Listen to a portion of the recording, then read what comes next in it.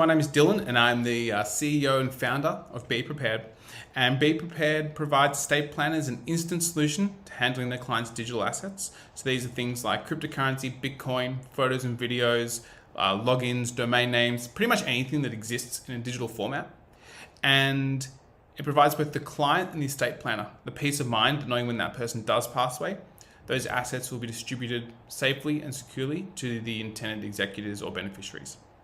So before we used eWebinar, we had two primary issues. The first was that we're in 6 countries, and to try give demos and walkthroughs in that many time zones was very difficult.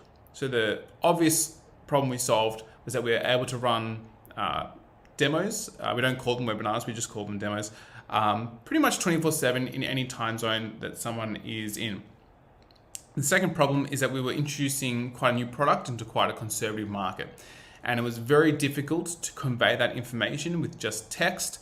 Lawyers are very short on time. There's always the most pressing client matter that's happening. And so it's very difficult to get them to just go look at a website. It's just not going to happen. But if you can get in their calendar and they can go watch that webinar or share it with other partners in the practice, it's much easier. So that was the second problem we solved, which was we provided a nicer format for lawyers to book a time in their calendar to come along and learn about our product, and we can kind of step them through it.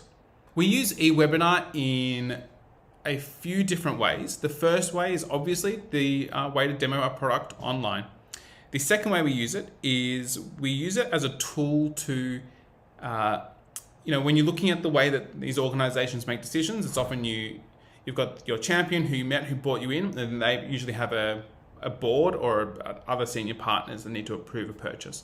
So after we do our first demo, we will then send that webinar as a link or an inclusion that this champion can forward on to the other partners, as again a way to try and control the conversation going forward and not let it just fall apart because that person gets busy. So we'll send them that webinar and we can kind of be sure we know what sort of information the senior partners are going to receive once they do watch it.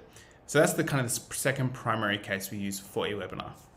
Before eWebinar, we just did demos. We just didn't sleep. We tried to have forms that would let people book a demo.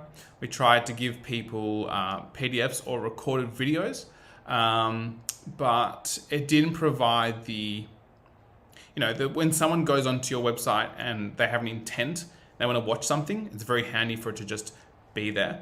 And I find that by having those interactions on the side, I can poll their buying temperature, how often they're hearing about this problem. We give them links and resources, and the more interaction they do, the more likely we are to get them into an actual demo afterwards. That's the one thing that we've found is even when people do watch our webinar, they usually do want to book a one-on-one demo afterwards. But we know that when someone does that, their intent is quite high. The benefits we've seen from eWebinar fundamentally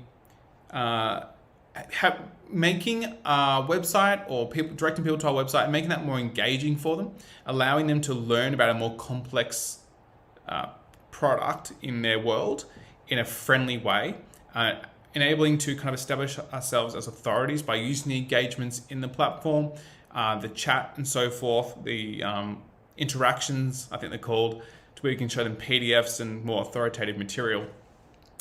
And as I said a bit earlier, just getting into their calendar and not having to, when someone comes onto your website, they have a peak level of excitement, they've taken action, and basically once that peaks, it trails off until ever. So if you can catch them right there, instead of them having to wait for me to respond and book a time, or let's say go on a Calendly page and book a meeting, but they have to wait for that meeting, if they can go on and watch a demo straight away, it maintains that enthusiasm.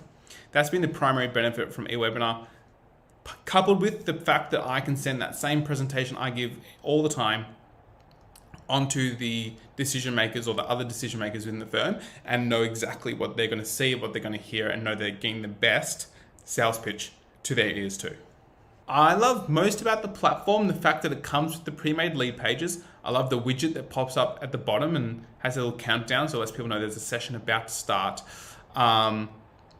I like the fact that it connects to Slack, so that if someone does join in there, I don't have to open up the browser. I can just keep my Slack open, which is open all the time, and respond to messages ad hoc as is.